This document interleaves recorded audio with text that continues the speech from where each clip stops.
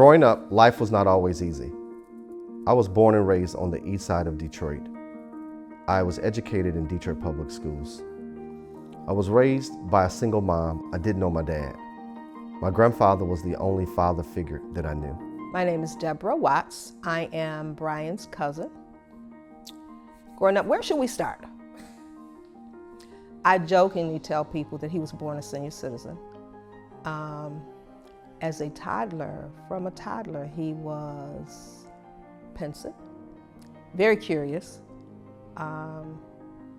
mature beyond his age always, but happy. It was extremely difficult for him and turned a happy-go-lucky, unassuming, innocent boy into an insecure, angry, anxious person. It had a really, really negative impact on his years from adolescence through young adulthood.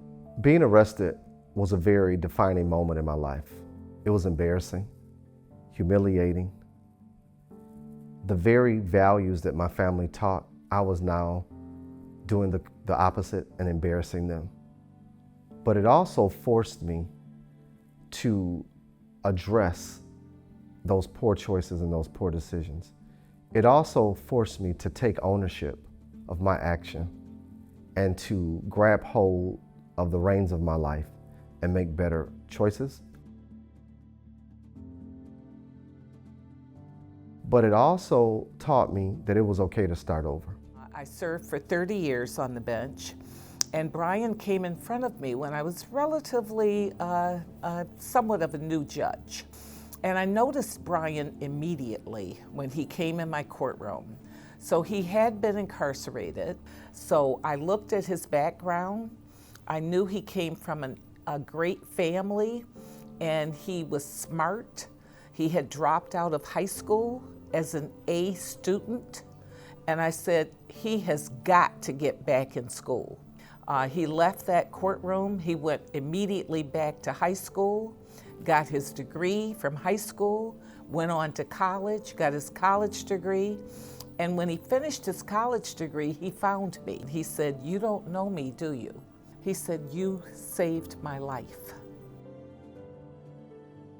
There was a moment that I decided my future was not going to be dictated by my past. When I stood up in Oakland County Circuit Court before Judge Denise Langford Morris, she saw something in me that I didn't know still existed, and that was greatness. I think that Brian's a prime example that anybody could be who they set their mind to be, regardless of where they came from or what they faced.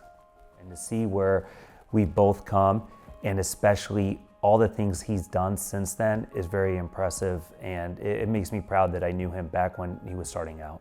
Every aspect of his life, he has just demonstrated being a servant leader.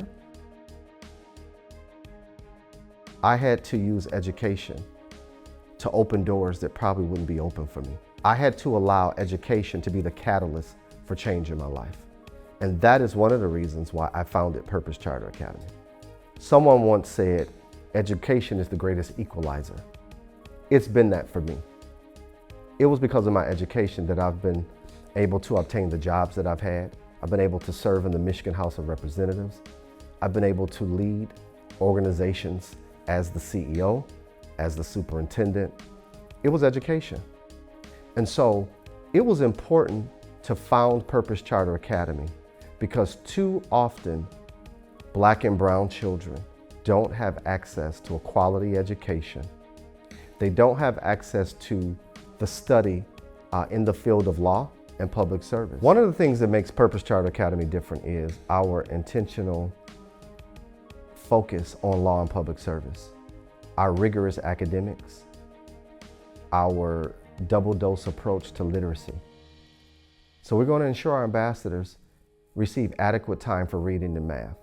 2 hours a day reading, 2 hours a day in math. But in addition to their regular core classes and their regular electives, they're going to have a mentor, whether it's in public service, whether it's in law. And once a week, those mentors will come in the building and they will co-teach classes around law and public service. Purpose Charter Academy exists because every child deserves a future not defined by their past.